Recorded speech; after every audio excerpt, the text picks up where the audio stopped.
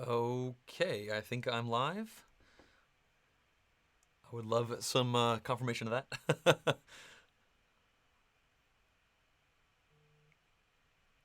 Let's see here.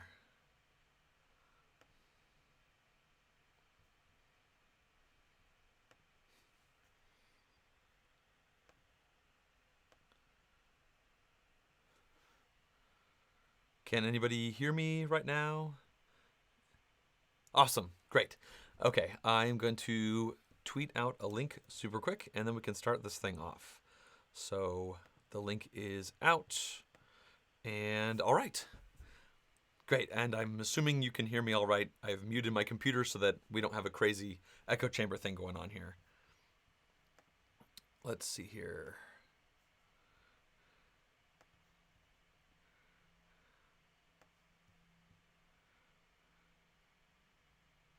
Okay, awesome. Well, then let's go ahead and give this thing a shot. I'm going to be doing this just by myself. Last time I did this was actually with my wife helping field questions and whatnot. So today will be more interesting with me just in the room reading this stuff to myself. So let's see here. Uh, yeah, this is the first time I've done a live video since February of 2017. So it's been a long time. So yeah, feel free to ask questions if you like. It's great to see 11 people in here already. That's really cool. I apologize to all of you right from the start. My voice is a little bit rough because I got back from BGGCon last week, and you talk over a lot of people, and it tends to be really bad for the throat. Okay, cool. Shannon Berry has a question.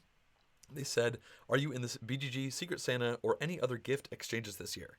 No, the short answer to that is no. I've always contemplated doing the BGG Secret Santa. It's a really cool idea where I'm pretty sure you sign up for it and then they match you with somebody and you send something across the world. And I think you can specify if you want to be international or just within your country. But honestly, for the last 6 years anyway, I've had enough games, and so I never really felt like I wanted to actually participate in that because I feel like I have enough games already, and so it does sound like fun. But as far as other gift exchanges, no, I'm not against them. It just don't happen to be in any local ones. Next up, Jesse Hulk, you have a question. Are you going to PAX Unplugged? No, I'm not. That is, I think, next weekend. And as I just said, I was at BGGCon last week, and that convention holds a special place in my heart. This was my 6th year going to that one, and I just can't really rationalize going to two conventions that close together with just 1 week apart. It's just expensive to fly. I live in California, so obviously PAX Unplugged is on the East Coast, which is a pretty expensive flight overall. So no, I won't be making it. All right. Board games with Nirmas. You had the question, what games can we expect playthroughs of coming soon? Well, for that, you can check out my update vlogs that I do once a month. I do talk about the games that I'm planning on coming out, but of course things get a little bit shifted around.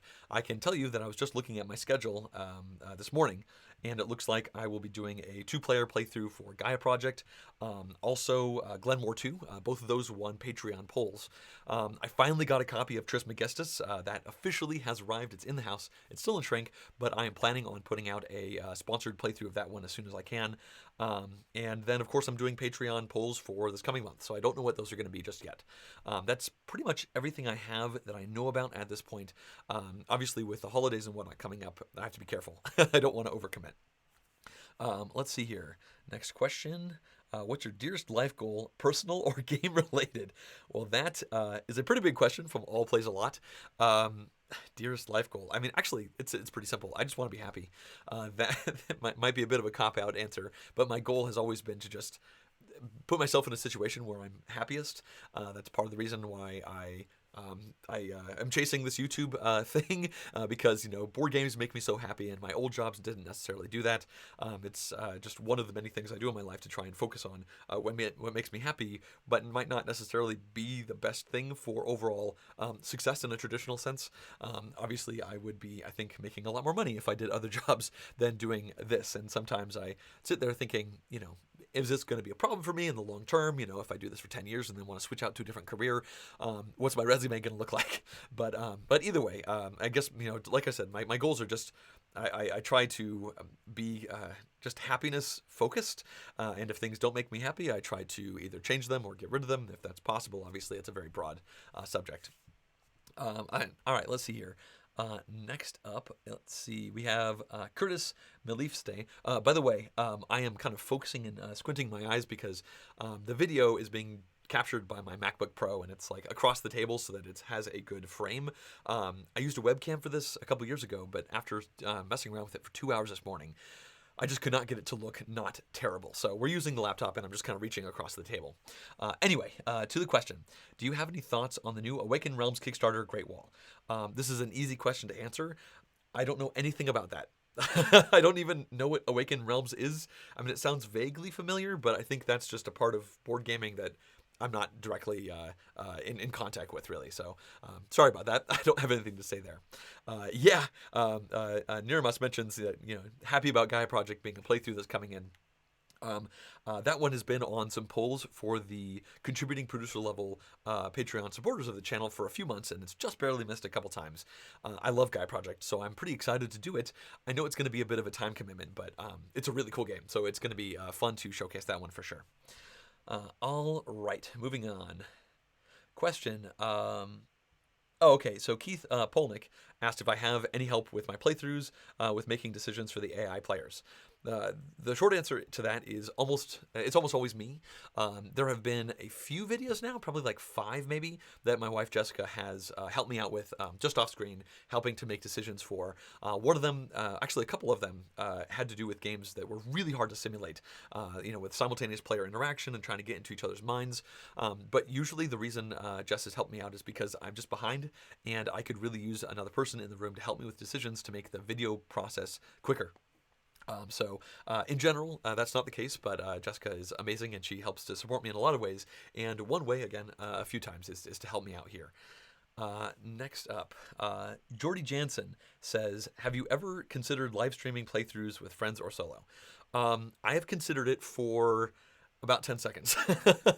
Live streaming is a totally different beast than what I do for my playthroughs, and I think there are some people out there who do a really good job with that, and I don't think that would be me.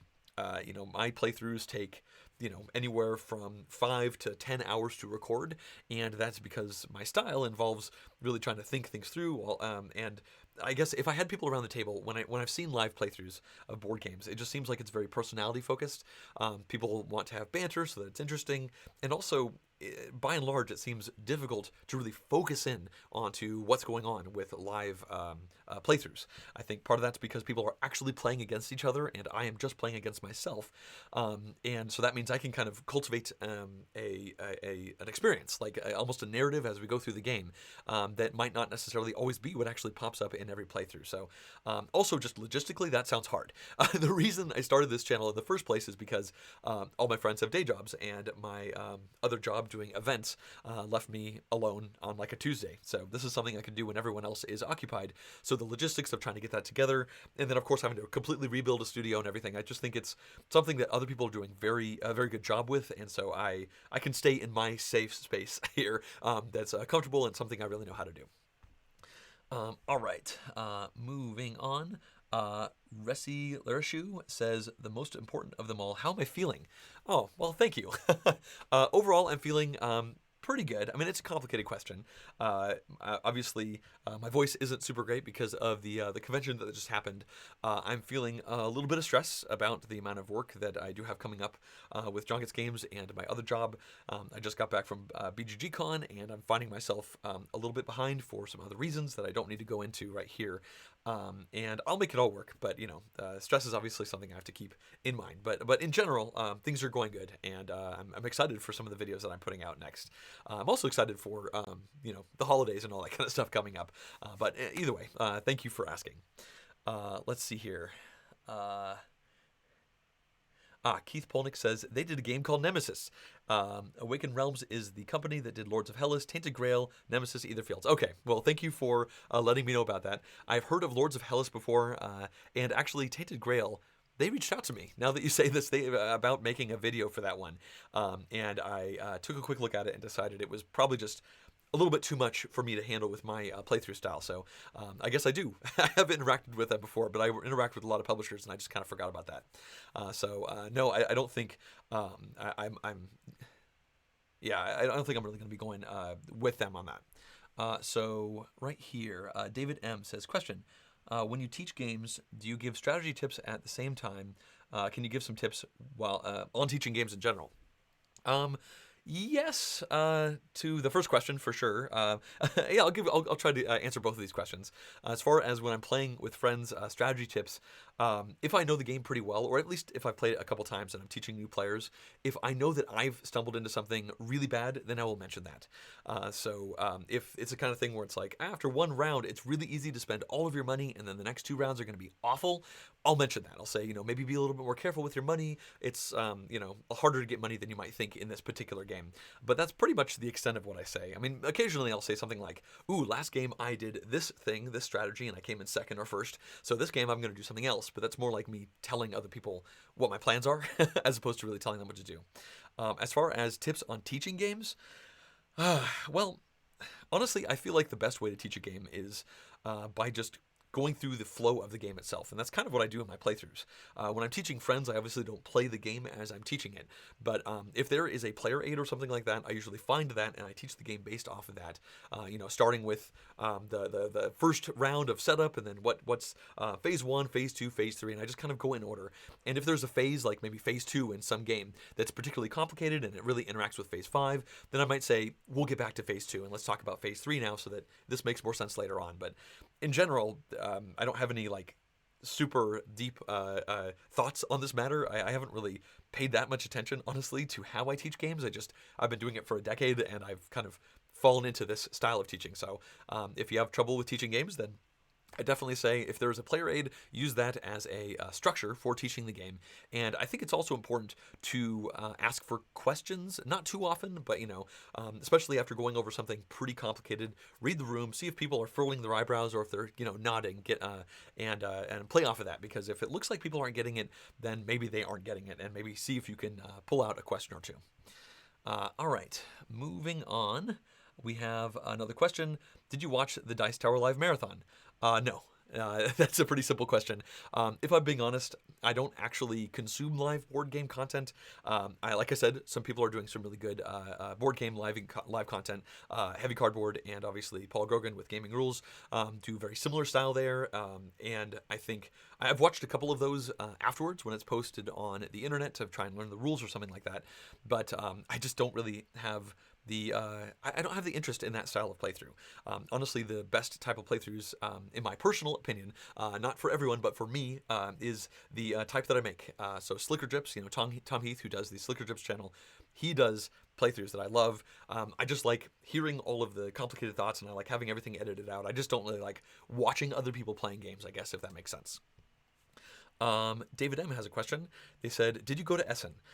No, I did not go to Essen this year. That is the biggest board game convention in the year, technically Essen Spiel. I went last year and the year before, and this year it seemed like it was just one too many conventions. Again, I live in California, so Germany is a very long way away. The cheapest ticket I have found in the past couple years is about $800. And on top of that, you have hotel room fees, and then you have the opportunity cost of just not being here, being productive. So it's a lot of things to consider. I do hope to go again next year because it's an amazing convention, but it's not something that I can necessarily justify going to every single year going forward. All right, next up, Shannon Berry asks, what's something you're really proud of in your production that's completely invisible to the average watcher? Ooh, okay, I'm going to say something really minor for this. Maybe really proud of is an overstatement, but I really try to pay attention to subtle, tiny things when I'm editing the videos. Is my hand on screen a little bit too long as I'm shuffling up some cards? Well, I'll try to make that a little bit quicker. Or, what are the jump cuts like? I really try to pay attention to having a good pause between one thought to the next. There's something that's completely invisible to people that they probably don't even notice I do. Sometimes when I'm filming these things, get to the end of a thought and I pull my hand off screen and I immediately put my hand back on screen to adjust the camera like a dummy. And there's like half a second pause before there's stuff on screen. So that's not a long enough pause to go from one sentence to the next, in my opinion. So what I have to do is I have to find a frame where my hand's just barely off screen.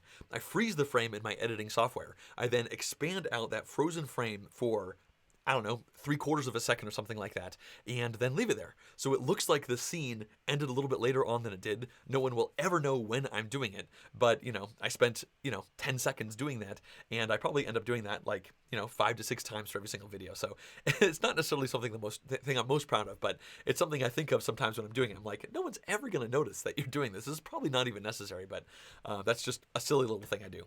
As far as most proud of, I don't know, maybe just the ridiculous amount of time I spend thinking about how the game is going to go, planning like 2-3 turns in the future, and trying to make sure if that makes sense for all of the different players, if it's, showing the game off well and all that stuff. So that is obviously also not seen because that hits the cutting room floor. All right, next up, Lucas Peters says, if you don't want to live stream your playthroughs, would you consider streaming yourself while recording one of your videos? A D&D content creator I know does this, and it's quite interesting. I have actually briefly considered doing this. There was a time about a year and a half ago where I was having trouble with motivation and all that, and part of me was like, maybe if I put a camera up in my studio that's just like constantly streaming whatever I'm doing in my studio when I'm working, that will motivate me to stop procrastinating, because anybody at any point in time could watch me. And that was just a silly idea that I never really honestly considered. Realistically, I think it would be a bad idea for a few different reasons. One is because you just watch me staring at the board for 8 to 10 minutes at a time sometimes. The second one is, honestly, you'll probably just hear me swearing a lot. Obviously I never swear in the final videos for this channel because I just don't really think it's necessary for my type of content. But as a person, I do swear a lot, and when I mess takes up, when I flub some words, sometimes not the nicest things are said. So it's a fun idea, but I don't think it's one that would make sense for me. All right.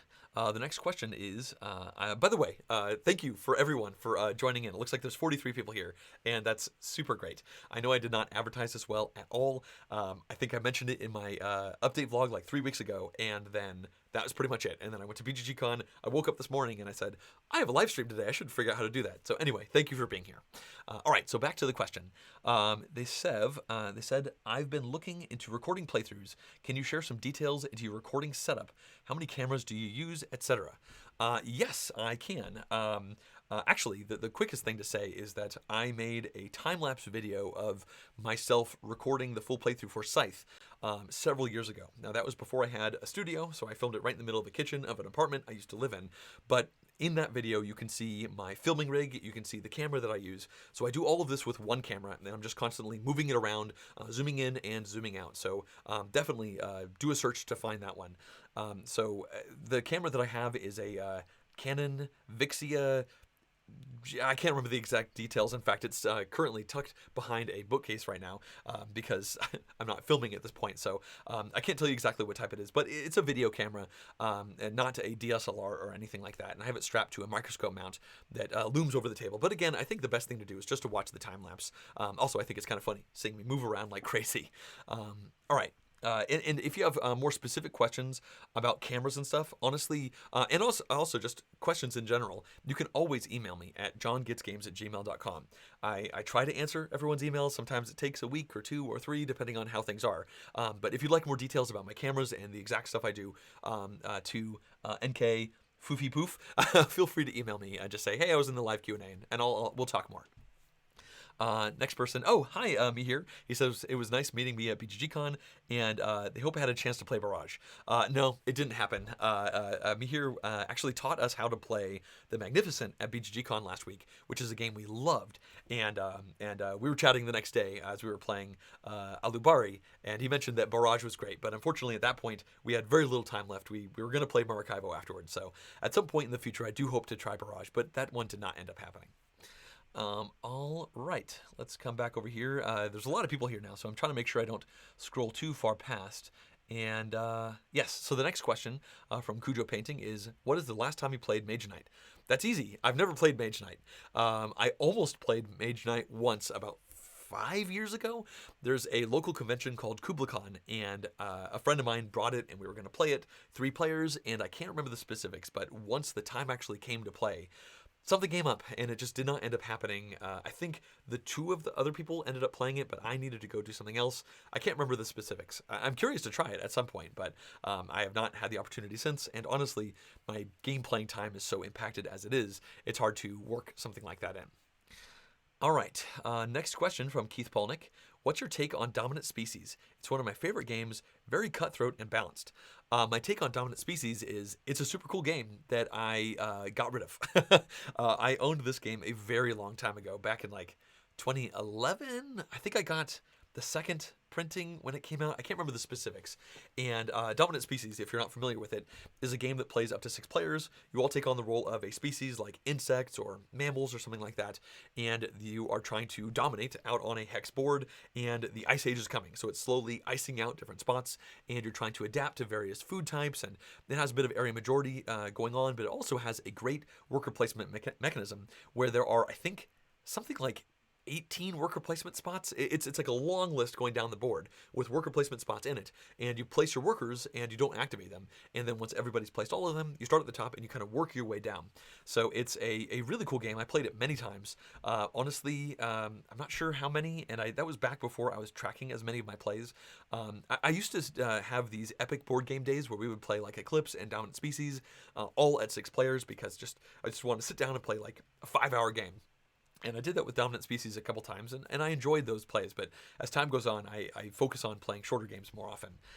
So that's kind of my perspective on Dominant Species. I'm just trying to make sure I got the question right back there.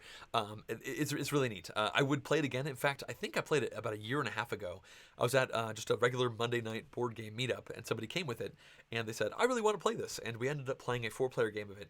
And it wasn't crazy long, now that I think about it. I mean, it was probably 2 hours or a little bit more than that. But we fell into it pretty quickly. And I remember it had been like 5 years since I'd played.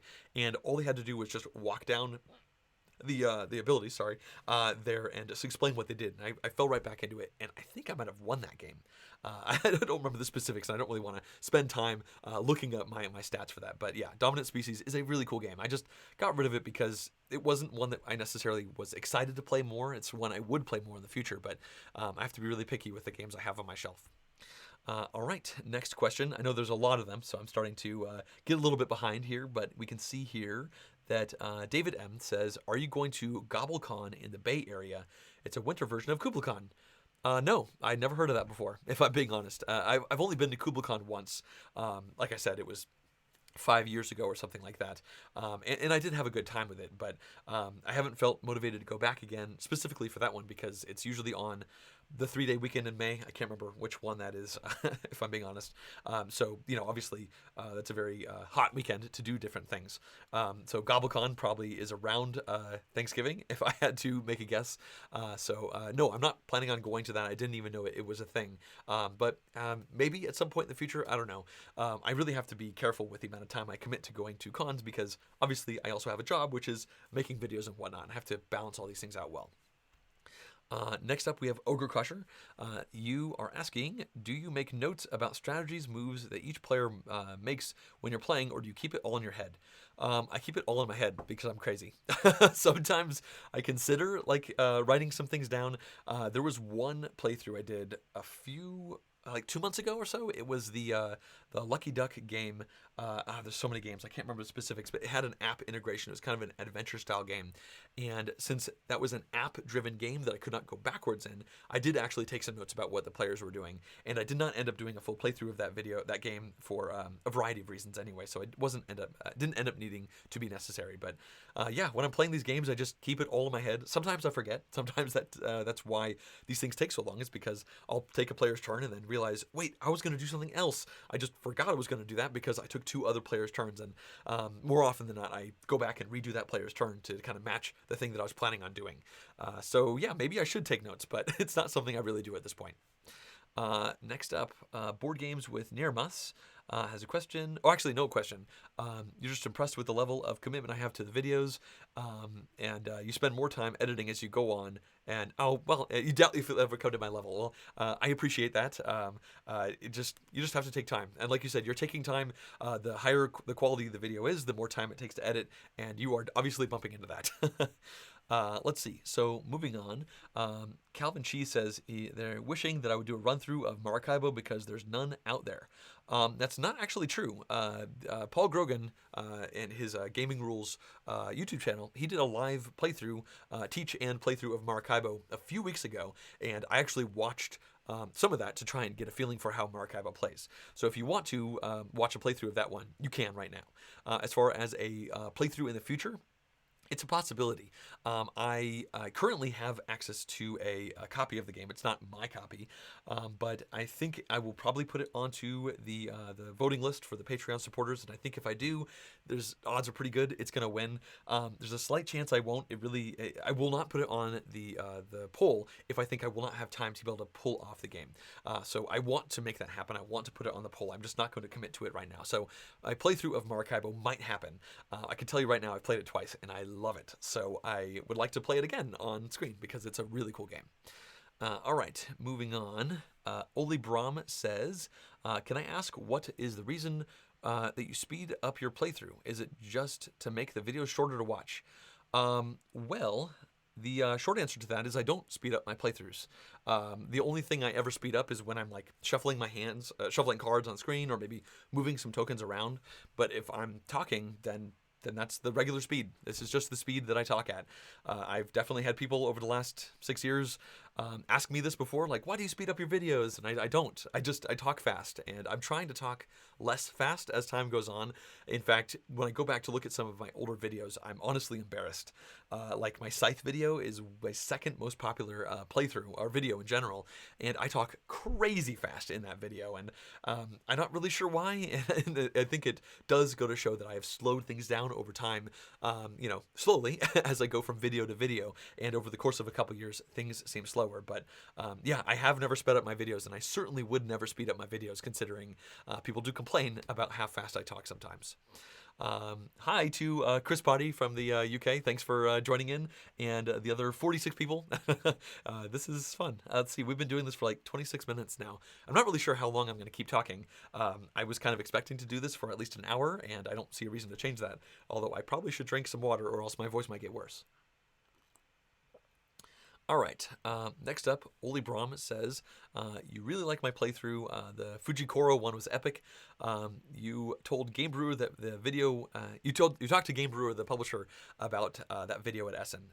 So thank you. I really appreciate it, actually, when people tell publishers that they like my videos, because that just makes them more likely to want to work with me. And, this is becoming a greater part of my livelihood. So, yeah, it makes them feel happy too, because it makes them feel like their investment in the sponsored playthrough was a good idea, obviously. So let's move on. I know I asked for people to put question, and then I'm just reading out every single thing here, but I'm trying to pay some attention to everybody.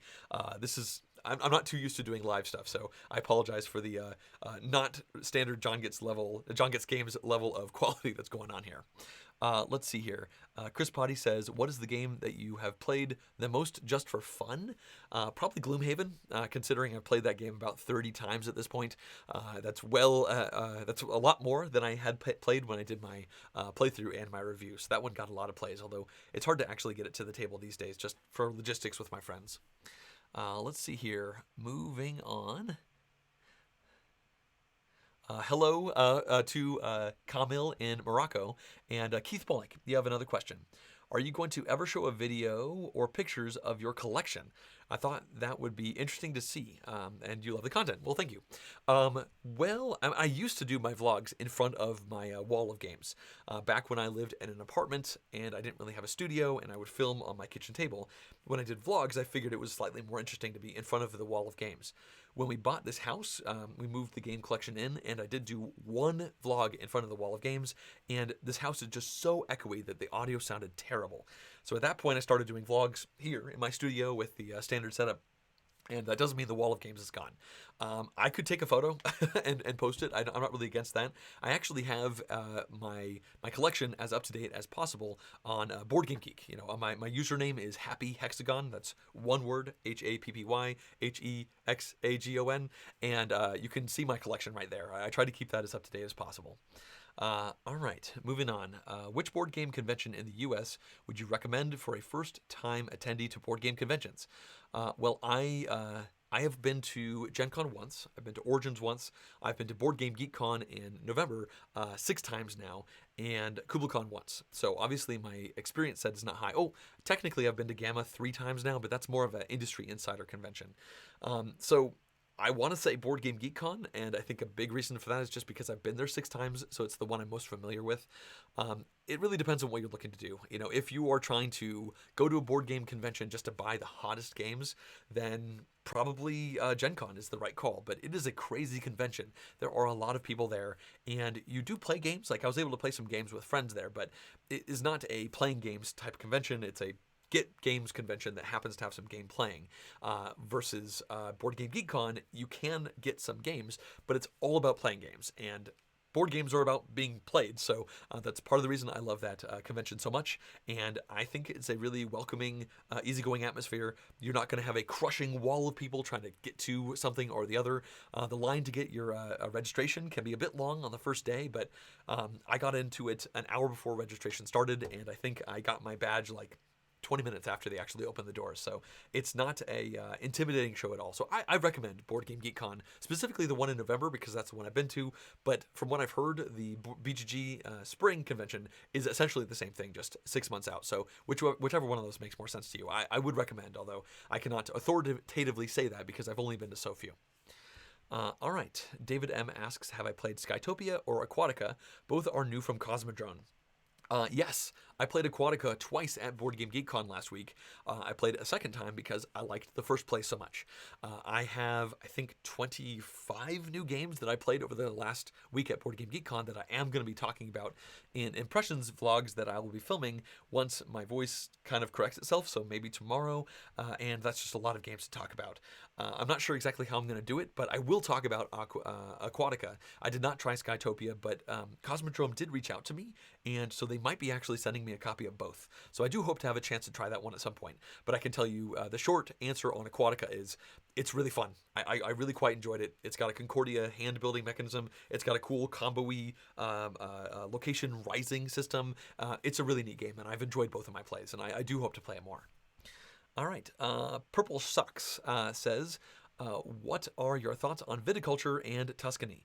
I'm not sure what the EE stands for. He said viticulture EE and Tuscany EE. Now these are, I believe Tuscany was an expansion to viticulture, which is a Stonemaier Games game.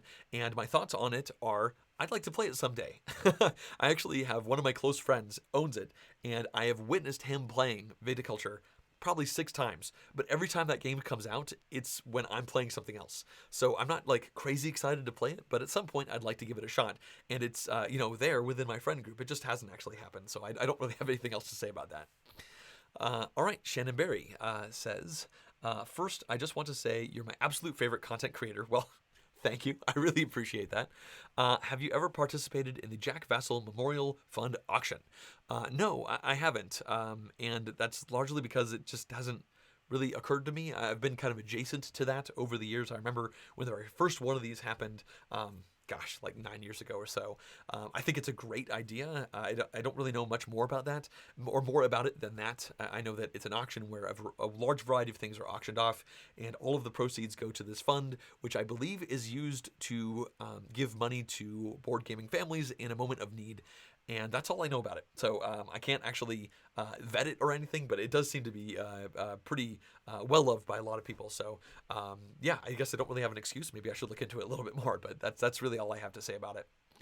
Pirax says he loves my content from Germany, or they do. I appreciate that. Jake Bristow has a question.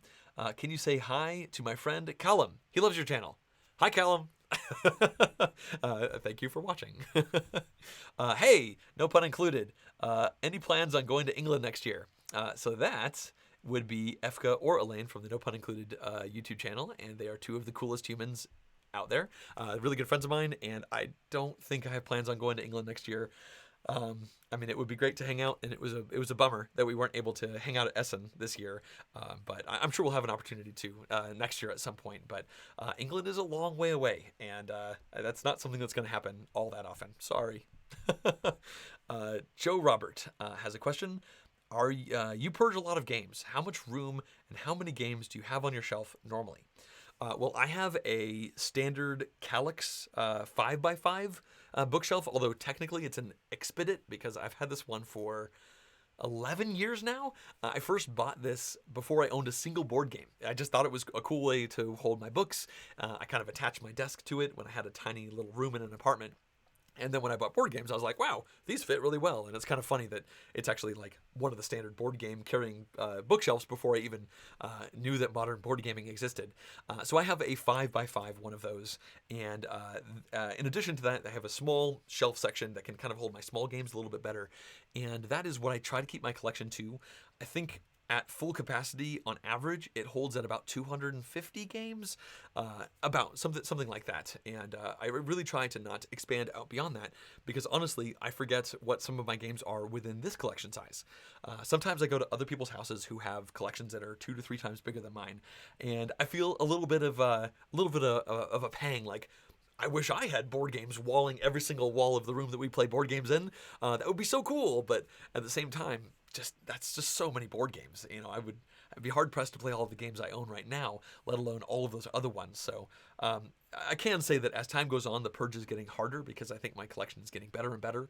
I do obviously play some games once or twice and then get rid of them, but this is not a forever plan, I guess. It's just a medium run plan. At some point, if I keep doing this for 10 or 15 more years, I think I would probably have too many games that I love too much to get rid of than would fit in this bookshelf section. So maybe I'll expand it out a little bit at some point in the future. But right now, I like keeping it where it is. It keeps me honest with the games that I have, and it stops me from being a collector and forces me to keep the games that I really actually want to play. All right, let's move on. Thank you to lots of people who are saying really nice things to me. I'm trying not to read it all out on video. Nigel Graves has a question. Has an expansion ever made you reconsider your opinion of the game you did not originally like? So this is a great question, and I was worried that people would start asking me questions about specific games like this because it's really hard to recall examples and moments like this. I mean, I guess I could talk about expansions a little bit. In general, my opinion of expansions is when it comes to take it or leave them, I usually leave them. I generally don't buy expansions because generally they add complexity to games that did not necessarily need it.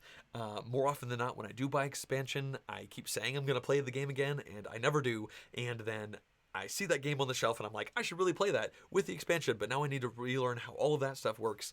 And then you're probably teaching it to new players anyway, because I very rarely play a game that everyone knows right at the start. I'm pretty much, every time I play a game, in almost every setting, I have to teach whatever that game is to at least one person around the table. And that just makes expansions hard. I can tell you that the expansion, the Norwegians expansion to A Feast for Odin, made me go from liking the game a lot to loving it and considering it one of the best games I've ever played. So that definitely made A Feast for Odin significantly better. And I can also say the expansion to Concordia, the Venus expansion specifically, made Concordia into a leveled up beast. I mean, what an amazing game the Concordia Venus is. I already love Concordia, but playing Concordia as a partnership game is so much more than the sum of its parts, and I talk about that at great length in several videos last year, specifically in my top 10 of 2018 video, where I think I said that was my number one game. I can't remember the specifics. It was at least one of the top ones. So as far as as an expansion made me like a game I did not like originally, it's possible that's happened, but if I'm being honest, if I didn't like the game originally, it's likely I would have rather played something else than try to play a game to see if an expansion fixed it. All right. Next question. Have you ever played the Spirit Island expansion? If yes, what is your... I'm not sure what the last word was going to be, but I imagine you're curious what my opinion of it is. I do have the Spirit Island expansion. It's on my shelf, and I've never played it. Spirit Island is a brilliant game, and I just talked about expansions a little bit, this is kind of the same case where every time I sit down to play Spirit Island, which is rare, I would love to play it more, but honestly, it does not happen that often. It's been at least a year and a half. I usually have to teach the whole game to at least one person, so bringing in an expansion, which I'm not even that familiar with, just hasn't happened. So I've heard great things about it. Obviously, having more spirits to play as is awesome. It's probably a great expansion, but I've not actually done it. All right. Let's move on to... Oh, opinion. What's my opinion? Sorry, I hope that answered your question there. Next question. Hey John, thanks for doing a playthrough of Terramara recently. Considering the designers behind it, I'm surprised it hasn't gotten more coverage on YouTube, but it seems like you really enjoyed it. Yeah, I really did enjoy it, and yeah, I'm pretty surprised that one flew under the radar. Now, I was paid to make a playthrough of that one. Actually, one quick second. I just want to check something here. Yeah, so I was paid to make a video for it. So, I always like to say that before I give my opinion because, it's impossible to be completely unbiased about something you made money on. But I do think Terramara is a really good game. There was one copy of it in the Hot Games room at Board Game Geek Con, and it was pretty much always occupied, so that was nice to see.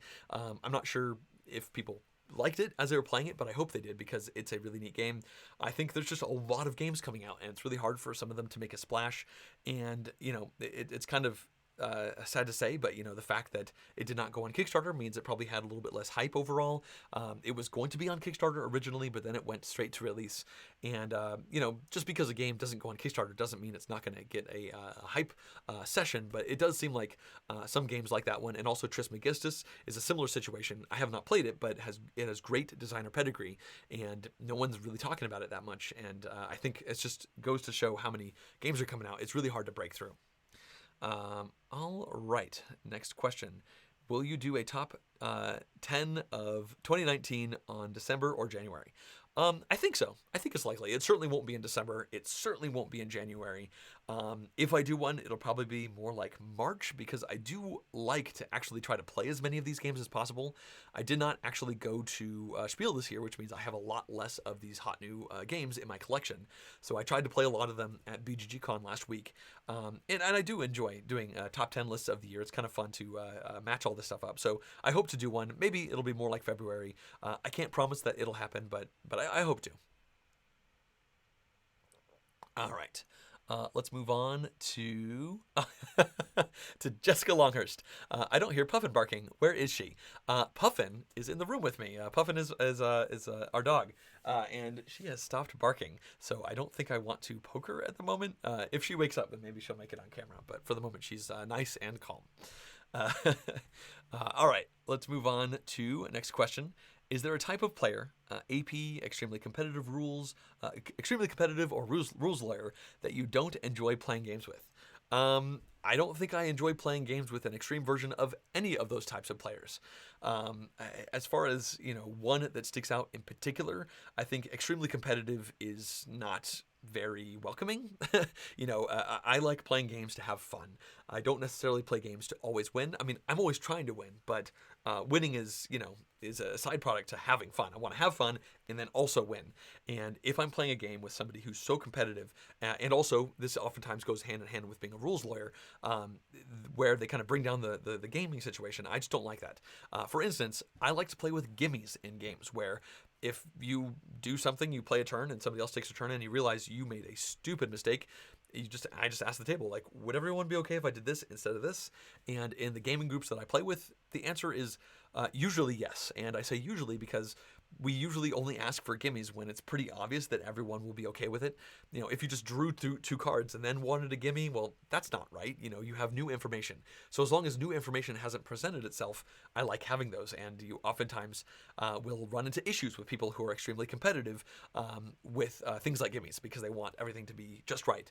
And honestly, the reason I like gimmies is because it helps reduce the analysis paralysis of some people because they figure if if you have to be perfect with every one of your moves, then you might take too long to play. AP can be annoying to have around the table, but it never kills the mood for me overall because it's not really a personality disjoint. It's more just like somebody taking longer than I'd like to take their turn. But if somebody's overly competitive or whatnot, that can really be a bummer to everyone around the table. And again, I like to win, but the goal is to have a fun social experience first, and then obviously have the competitiveness come into play. All right, next question. The heck is Vegin and Auf der Waltz? Okay, so so I tweeted this morning that my biggest regret about Board Game Geek Con was not playing these two games. Now, they're both German name games. In fact, I looked it up, and I'm pretty sure Vegin is supposed to be pronounced Vain or something like that, like Vaine kind of thing. And Auf der Waltz is a German game which stands for on the road. Vegin, I'm just going to say Vegin. I'm not really sure how to pronounce it right. I'm sorry. Let's try. Vain. I'll call it Vain. It's a game where you are trying to move an ox cart around southern Denmark and northern Germany, trying to buy goods and sell goods. And when you sell things in Denmark, you sell them for kroners. And when you sell things in Germany, you sell them for thalers, which are two different currencies, of course, and the relative value of these currencies fluctuates as the game goes on. So it just seemed like a cool game of trying to, get stuff and sell stuff at the right moment when currencies are fluctuating. It looked like a neat game, and I was really expecting them to have a copy at Board Game Geek Con, but they didn't. I don't actually remember the name of the publisher, but I remember walking by a table of it being played, or at least demoed, at Essen last year, and it was released this year, so maybe at some point I'll get to try it.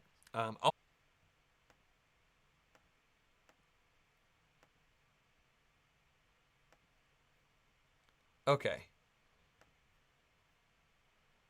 I think I might be back. Okay. Are we live again? Yes. Okay, great. I think so. Yeah, sorry about that. I was talking and I looked over and I saw YouTube saying connection problem, and so I am not experienced with live stuff very much, so I stopped the stream and turned it back on again, and it looks like that fixed it. Sorry about that. Let's see here. Where was I? I was talking about Auf der Waltz, probably a little bit too much. They're cool German game. They're cool looking German games that I want to try. All right. Cool. Yeah, sorry about that, everyone. I have no idea what was going on there. But okay, let's move on to the next question. Any new series coming to the channel in 2020? Carlos D loves my content. At the moment, I have no plans. I'm doing what I'm doing. I do quite a bit of stuff already, I think, with vlogs for the impressions on the games I make, the playthroughs. Obviously, I have the game radar where I talk about new games I learn about. I figure I have enough content at the moment. If something comes to me, then I certainly might try. But honestly, at this point, my plan is just to try and do what I do already, but maybe more efficiently, to try and keep the ball rolling as well as possible. All right. Next question is, what was your favorite game you played at BGG Con? Great question. I was expecting somebody to ask this one earlier, if I'm being honest. So I played 25 new games at BGG Con, and it's tough to say what the best game was. I can tell you what the top three are: Maracaibo, Marco Polo 2, and The Magnificent. I do think that Maracaibo has a slight lead, so I guess if I had to pick a favorite, it would be Maracaibo. All three of these are medium to heavy-ish weight Euro games that do a variety of different things. I guess The Magnificent and Marco Polo 2 both use dice, but they use them in very different ways, and I will talk at great length about my impressions of these games when I do my impressions vlogs, which should hopefully be recorded at some point in the next week or so. So I'm not going to take a long time to talk about that right now, but I can say that all three of those games were absolutely excellent. I mentioned that Aquatica was also very good. And there was this game called Die Crew, which I guess means the crew in German, and it was kind of like the surprise of the con for a lot of people. It was a game I'd never heard of. It's a German-only release right now from Cosmos, and it's a fully cooperative trick-taking game. Kind of like Spades and whatnot, and it's themed after people, astronauts in space. So you're trying to essentially play through a trick-taking hand, but have specific goals in mind. Like, this player has to win this specific card in a trick, otherwise we all lose. Or, certain cards have to be won in a specific order, or that kind of thing. So it was a really neat experience, and it's one I would certainly like to try again. And it's one that I did not have any buzz going into the convention, but it seemed like people were playing it a lot. In fact, at some point halfway through BGGCon, one board game was taken out of the Hot Games room, and a copy of Decrew came in, and it was never not played from that point on, it seemed like. All right, next question. Are you a 49er fan? 49ers are a local football team from San Francisco, which is close to where I am. And no, I'm not a fan of any sports, really, unless you call Hearthstone a sport, because I watch competitive Hearthstone. That's something I'm really into, but that's a video game, so that's esports. It's a little bit different. Pirax has a question. Don't you wish you were playing Kalimala right now? Yeah, I mean, to a certain extent, I suppose. I mean, I'm enjoying this. This is fun. I haven't done a live Q&A in a while, and I think it's going relatively well. So I think, obviously, I do like playing games, and I keep mentioning that I would like to play Kalimala again. It's such a good game. I feel guilty about all of the games that I have on my shelf that have not actually been played, that publishers sent to me for free. So that's a big part of why, old favorites like Kalimala aren't getting played that much. I say old favorites. The game is 3 years old, but it is really good, and it's not going anywhere. So I know at some point in the future I will be happily playing Kalimala, but obviously that's not right now. Ogre Crusher has a question. Have you ever played any Splotter games? They seem like your kind of thing, but I've never heard you mention them. Yeah, I have. I have played at least 2. So I've played Food Chain Magnate, and I have played Antiquity, and I think that's it. I know there are a bunch more. I would love to try Roads and Boats at some point. But speaking of those 2, I've played Antiquity once, and this was probably in 2012, maybe 2011, something like that. It was a long time ago, and it was a cool game. It's a Civilization kind of game, although on a slightly smaller scale, and you are just building out your area. And the way resources work in this game, or at least harvesting, is you have these stacks of these tiny little chits. You need like tweezers to pick them up and put them down, and it has this great system where as you harvest resources, whether that be one resource or another, you actually start to pollute the land around your city. So you actually have to keep expanding out because this pollution is just infecting everything. Even though this is set in the Middle Ages, which is not a time you generally consider pollution to be a thing. I think in this case they don't mean smog, they mean other types of pollution. Also in that game, as people die, you have to actually put graveyards inside your city, and there's this kind of Tetris-y thing going on, kind of like a Feast for Odin, but a long time before a Feast for Odin. I enjoyed playing that a long time ago. It was somebody else's copy, and I've never played it since. And I did play Food Chain Magnate twice, and that is a fascinating game that I don't think I want to play anymore. It's just a little bit too consequential and cutthroat for my taste. That's a game about running a food chain franchise, and in that game you're making like hot dogs or hamburgers or beer, and you set your prices as well. And it's the type of game where you can have this great plan for the round, and then you start activating your, going through the round doing your plan, and suddenly an opponent of yours prices their pizza $1 less than your pizza, which means all of their pizza sells and your pizza rots. And that is a very consequential moment that you probably should have played around, but that's the kind of thing that happened in the 2 games that I played. So I played it a second time because I was quite interested in it, and I would not hard pass on playing it again. It's just not what I'm super interested in. So I'm curious to try Bus at some point. I'm not against Splotter games in general. They do seem pretty cool, and I do like try Euros. It's true. So I will continue to pay attention to them, and maybe I'll have a chance to try some more later.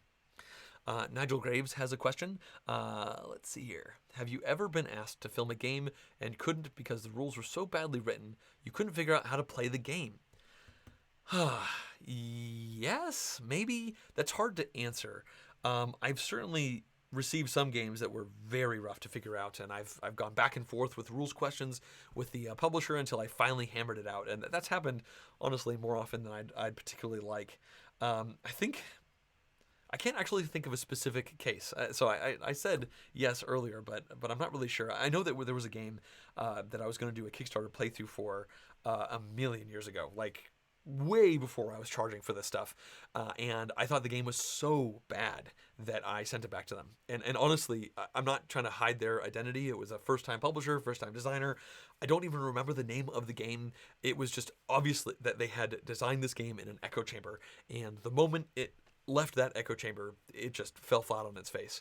And I said yes to making the video when I read the rules originally because I thought it sounded cool. So it wasn't the rules that were at issue, it was more just the reality of how bad the game was compared to what the rulebook kind of promised in that case. But again, I don't even remember what the game was, and I don't think it ever actually went to Kickstarter. I think I probably was not the only person whose feedback was not super positive to that person, unfortunately.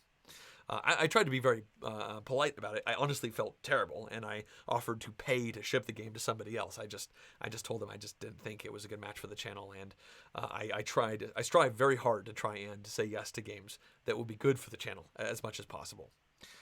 All right, next question. What is your favorite theme in games? My favorite theme in games is great mechanics. Which I know is a stupid cop-out answer. I don't really care about theme in games, if I'm being totally honest, and that's kind of why I said it like that.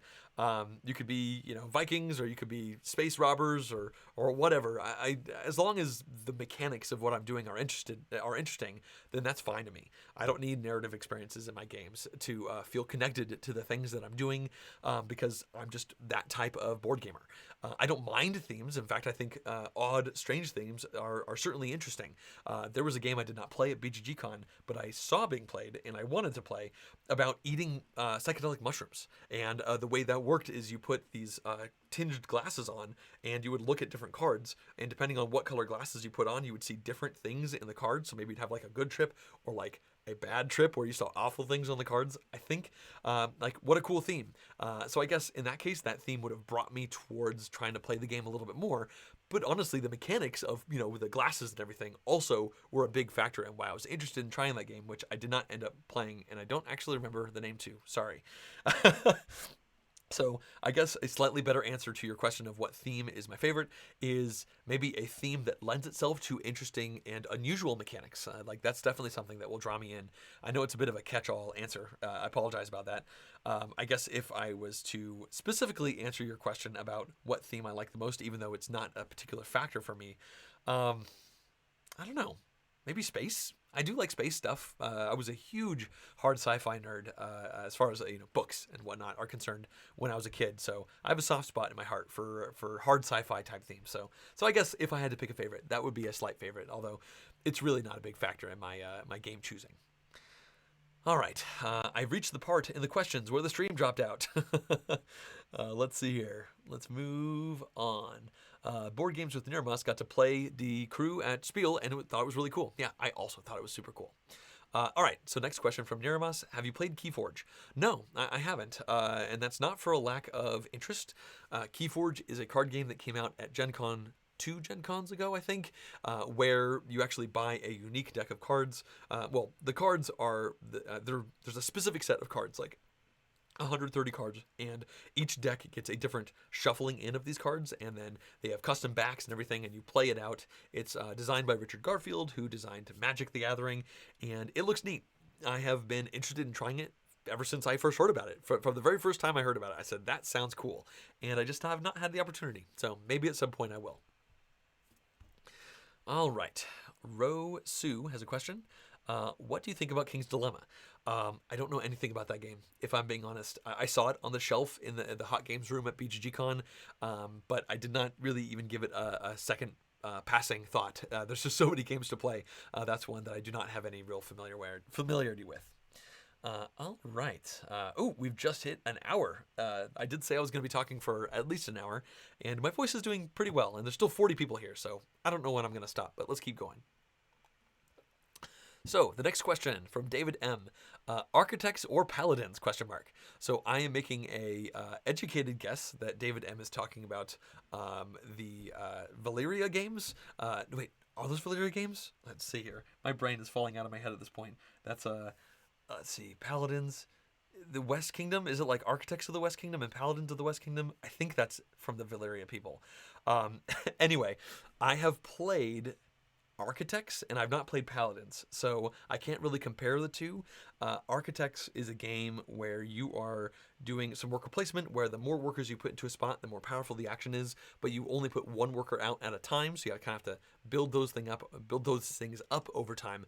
And I thought it was pretty cool, but I haven't gotten back to it. I've seen Paladins being played. I've not had an opportunity to play it. It looks pretty neat though, so I don't really have too much to say about that one. All right, next question from Kevin R. Let's see here. For games that you purchase with your own money, where do you usually buy games? Like conventions, Miniature Market, Cool Stuff Inc., Amazon, etc. It's mostly Amazon, if I'm being honest. Amazon is just easier. I have Prime. I know they are not the best company in the world, and so that's something I definitely consider at times. Although, honestly, these days I very rarely buy games, so if I'm going to buy a game, it's probably because it's hard to find. So in that case, it might be Amazon.de because it's coming in from Germany, or sometimes it's just direct from the publisher. So I guess I've certainly had several Cool Stuff Inc. orders over the years with a mixed amount of success. Sometimes it seems like the pre-orders take a long time to fill, which will kind of back up an entire order. So back when that used to matter to me more, it could be pretty frustrating, which is probably the reason why I usually fell to just using Amazon, because it was easier. Next question. Oh, that was a double question. Let's see here. Red Eye Ghost played Bus for the first time on Friday, and they thought it was fantastic and very quick. It's for a Splotter game, it's not dry. Yeah, so I mentioned that when we were discussing Splotter games before. It looks neat. I have not played it. I know that you can. It's all about like moving people around with buses, and you can stop time, which is a little bit strange. It looks kooky, and I do hope to try it at some point. All right. Thank you for again to all of the people who are thanking me for the channel. I really do appreciate it. I really do. Charlie Fisher asks, "How old am I?" I am 35 at the moment. I'll be 36 soon. That was an easy question to answer. Let's see here. In a board game culture of new, do you think the golden age of board games will end soon or continue to grow? I don't know. I don't know. That's such a hard question to answer. I mean, especially considering, such a vague idea of, the golden age of board gaming. It seems like things are continuing to get better as time goes on. I don't know. Better's a weird statement. Things are getting more interesting as time goes on. Sure, it might sometimes take a year or two for something really big to come into play, but, like a Gloomhaven comes around relatively rarely, and a Pandemic Legacy comes around relatively rarely, but the iterations on previous ideas can be so fascinating. And I don't know. It seems like, from what I can tell, not having researched this really at all, but from what I've been, the numbers I've been adjacent to, it seems like the board game industry is growing really quickly. Specifically, people who don't know that modern board gaming is a thing are finding out that modern board gaming is a thing at a quicker and quicker rate. I guess, people used to think of board games as things that kids do, and now they're realizing that it's things that adults can do, and it's a great excuse to meet, to hang out with the people they like. And so, as far as I can tell, things are continuing to go up from like a number of games that are purchased each year perspective. So I think in that respect, the golden age of board games is still going strong. As far as, Cult of the New and the amount of new titles that are coming out, at some point, maybe it really will become a problem. I really don't know. I'm not really in the prediction business, if I'm being honest. I'm certainly enjoying it. I do really love playing new games. Actually, hold on one second. I'm going to run out of the room. I'll be back in about 12 seconds.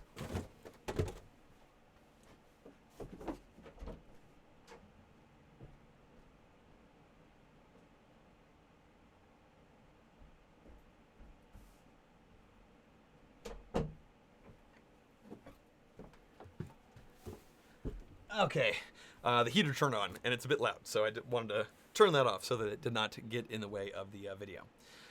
All right, where are we at? If you had to play Monopoly, let's see here. If you had to play Monopoly, which of all strange Monopoly versions would you play? I today read news that there's a longest game ever Monopoly version. Yeah, that sounds awful.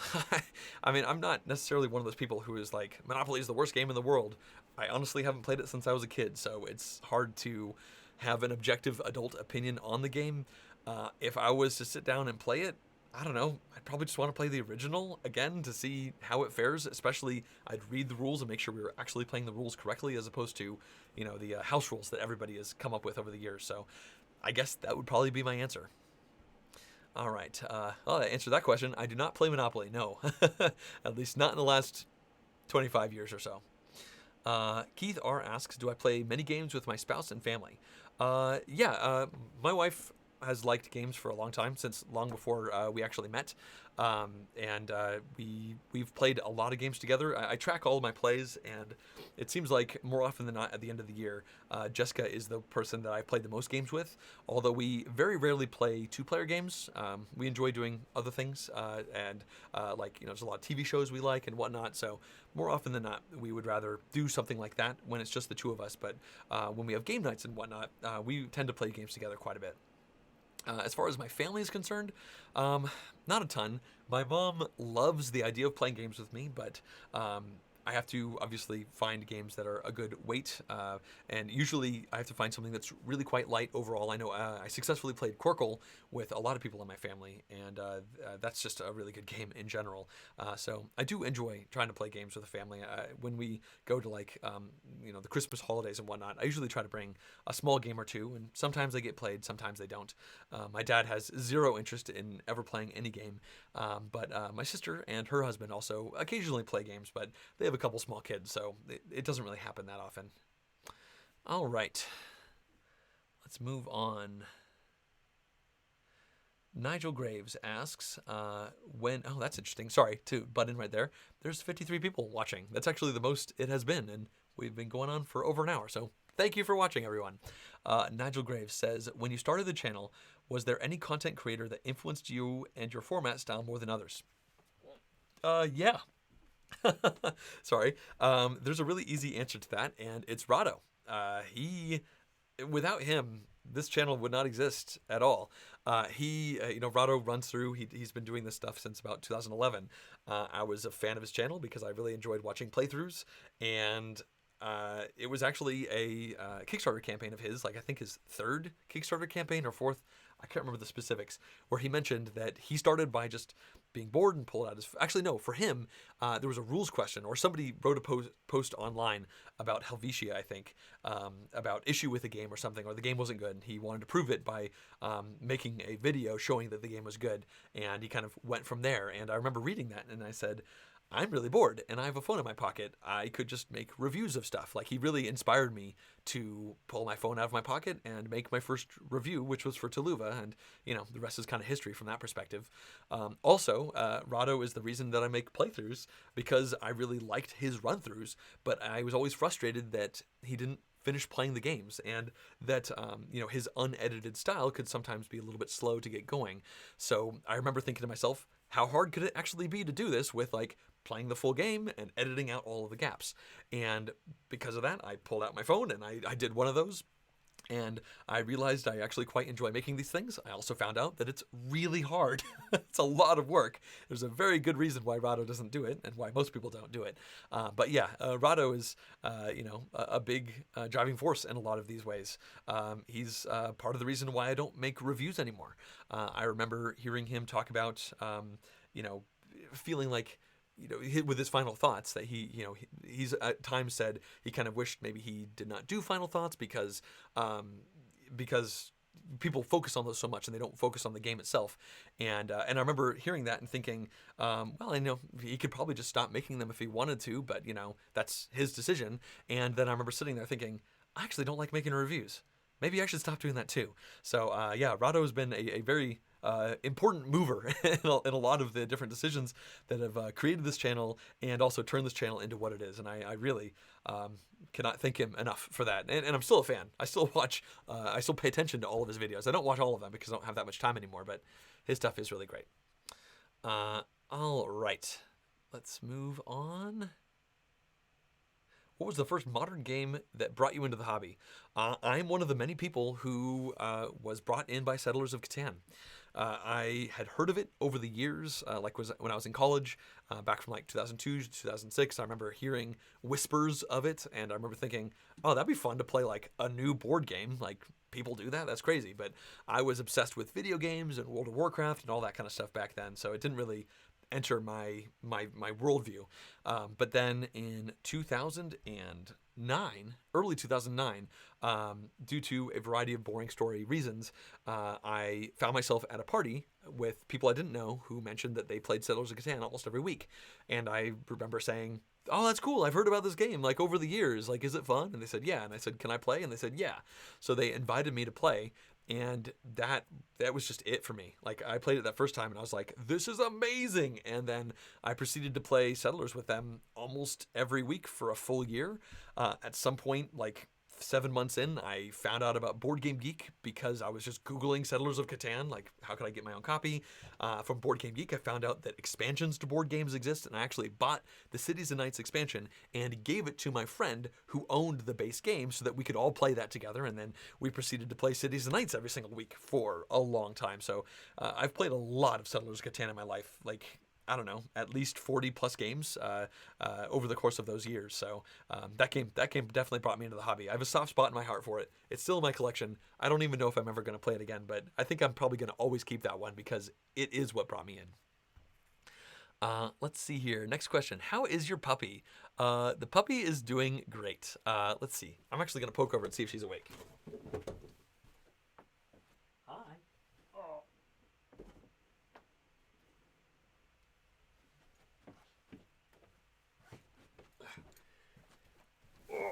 Okay, here we go. Yeah, she was just sitting over there, so I figured maybe I'll put her cute little face on screen. She's doing great. She is 9 months old now.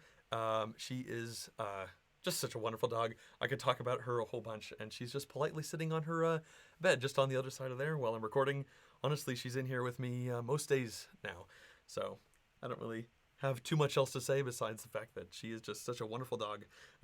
And she's my first dog ever, and it's been a really cool experience with her.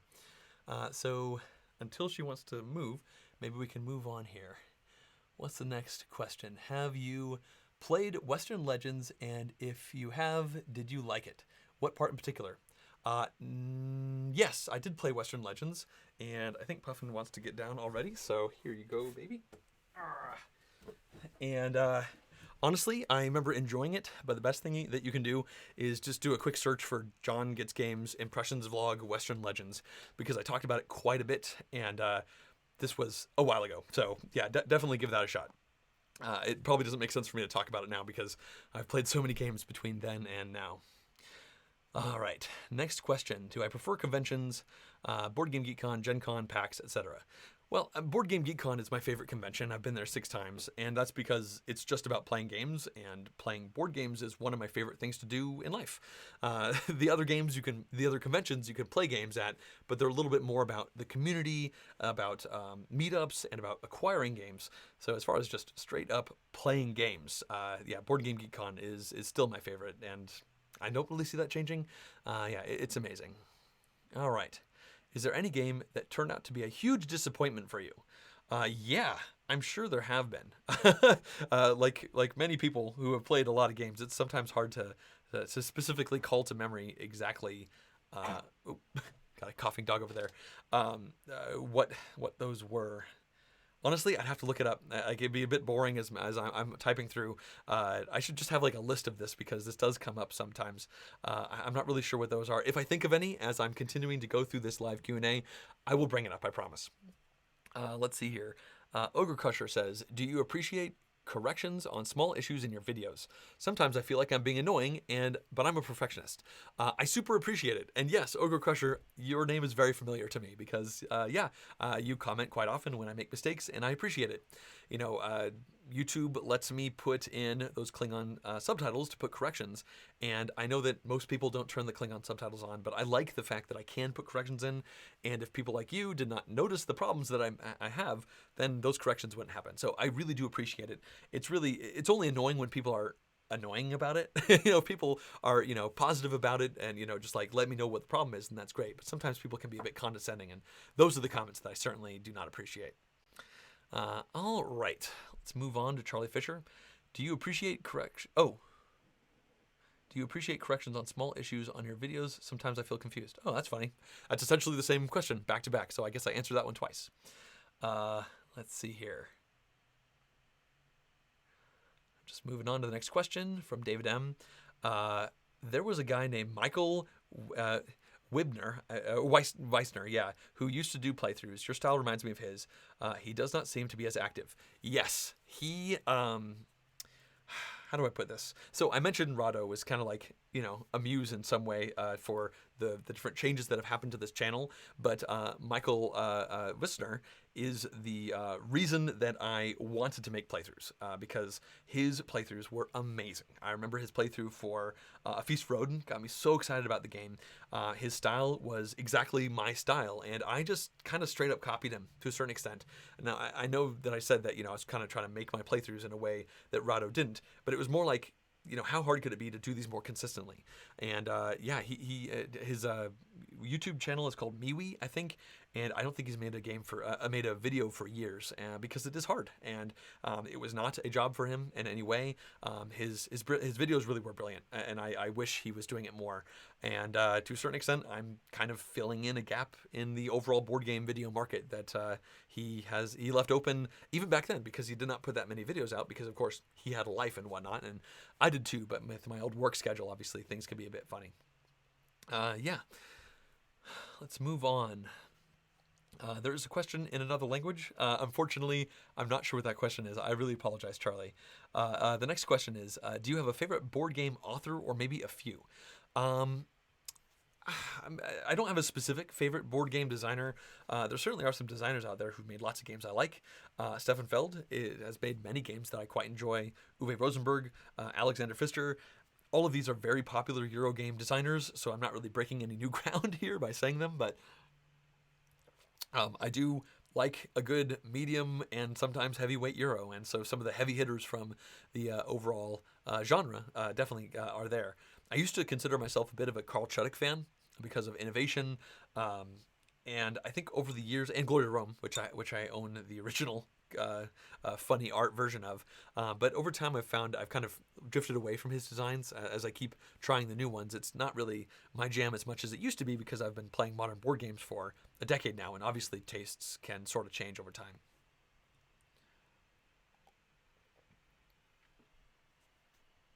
All right.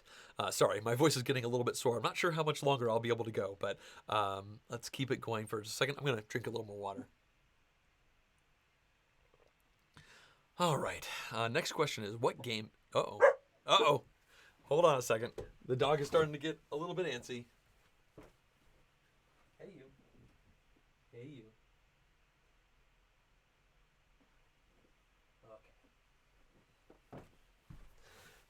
Okay, I think this is probably actually going to be a good time for me to wrap this up. It's time to let Puffin out. So I think this will bring this to a close. I will note the questions that just got asked here, and I'm going to let her out real quick before I finish this up, actually. Here you go.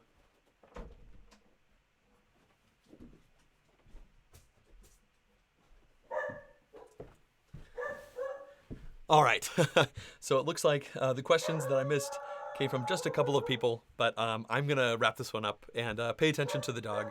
I've been talking for an hour and 20 minutes, and I think, yeah, this is a good moment. So thank you, everybody, for coming. I really appreciate it, and I'm now going to go and walk the dog. Bye.